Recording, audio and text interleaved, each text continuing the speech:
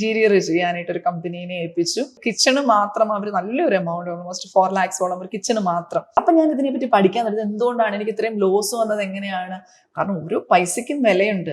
അപ്പൊ അത്രയും പഠിച്ചു കഴിഞ്ഞപ്പോൾ എനിക്ക് തോന്നി എനിക്ക് ആ ഡിസൈൻ ഇങ്ങനെ മാറ്റുമായിരുന്നെങ്കിൽ, അല്ലെങ്കിൽ ഇന്ന മെറ്റീരിയൽ ഉപയോഗിക്കുമായിരുന്നെങ്കിൽ എനിക്ക് കുറച്ചുകൂടെ ബെറ്റർ ആയിട്ട് ചെയ്യാമായിരുന്നല്ലോ, പിന്നെ ഇതിന്റെ മാർജിൻ എത്രയാണ് എന്നൊക്കെ ഞാൻ ഇതിൽ നിന്നാണ് പഠിച്ചത്.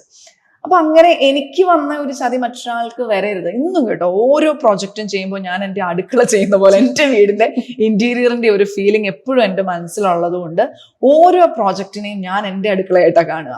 ഈ അടുക്കള മാത്രമല്ല നമ്മൾ ചെയ്യുന്നത്, പക്ഷെ എന്നിരുന്നാൽ കൂടി ഞാൻ എനിക്ക് സംഭവിച്ചതിനെയാണ് ഞാൻ ചെയ്യുന്ന ഓരോ പ്രോജക്റ്റിലും ഞാൻ കാണുക. കാരണം ഓരോ ക്ലയന്റും ഒത്തിരി ബുദ്ധിമുട്ടിയിട്ടാണ് ഈ ഒരു എഫേർട്ട് ഇട്ടിട്ടാണ് ഒരു ഇന്റീരിയറിലേക്ക് വരുന്നത്. ഇപ്പൊ നമ്മുടെ കമ്പനിയുടെ പേര് തന്നെ ലുവല്ല എന്ന വാക്കിന്റെ അർത്ഥം സ്ട്രോങ് വാരിയേഴ്സ് എന്നാണ്.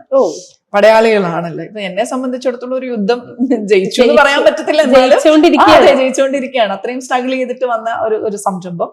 അതോടൊപ്പം തന്നെ വീട് പണിയുന്ന ഓരോ വ്യക്തികളും വലിയൊരു യുദ്ധത്തിന് ശേഷമാണ് വീട് പണിയുക. ഇനി അതും കഴിഞ്ഞ് ഇന്റീരിയർ എന്ന് പറയുന്നത് എന്താണ്, അതിലും വലിയ സ്വപ്നമാണ്. അപ്പോൾ അതിന് കൂട്ടു നിൽക്കുന്ന വ്യക്തികൾ, അതിനെ ആ ഒരു സ്വപ്നത്തെ സാഫല്യത്തിൽ എത്തിക്കുന്ന വ്യക്തികൾ എന്നുള്ള രീതിയിൽ നമ്മൾ ഈ പേര് തന്നെ ഓപ്റ്റ് ചെയ്തത്.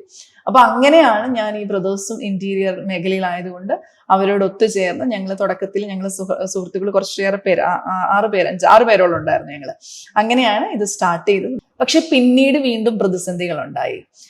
എനിക്ക് ഒന്ന് ബിസിനസ് രംഗത്ത് ഞാൻ ആദ്യം, രണ്ടാമത് ഈ മേഖലയിൽ ഞാനൊരു തുടക്കക്കാരി, ഇങ്ങനെയുള്ള ഒരുപാട് പ്രശ്നങ്ങൾ ഉണ്ടായിരുന്നു. അതോടൊപ്പം തന്നെ പിള്ളേരുടെ കാര്യം നോക്കണം, ബാക്കി എല്ലാ കാര്യങ്ങളും നോക്കണം.